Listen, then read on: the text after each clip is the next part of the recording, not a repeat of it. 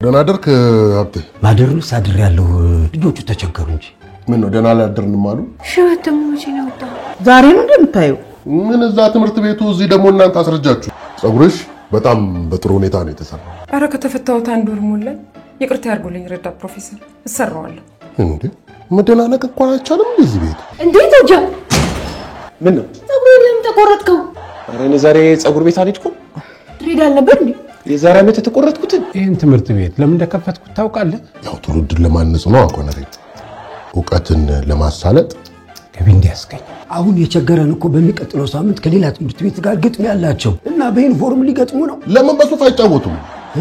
ለውጥ ላይ ነው፣ የባህሪ ለውጥ ላይ ነው። የባህሪ ለውጥ አይመስለኝም። አደነቀኝ እኮ እኔ ታው ትንሽ ቀን ነው ወደ ነበረበት ይመለሳል። በህግ አምላክ እኛ ምን ፈልገው ረዳት ፕሮፌሰር ታምራት ይሄ ረዳት ፕሮፌሰር ዛሬ ልደቱት ነው እንዴ?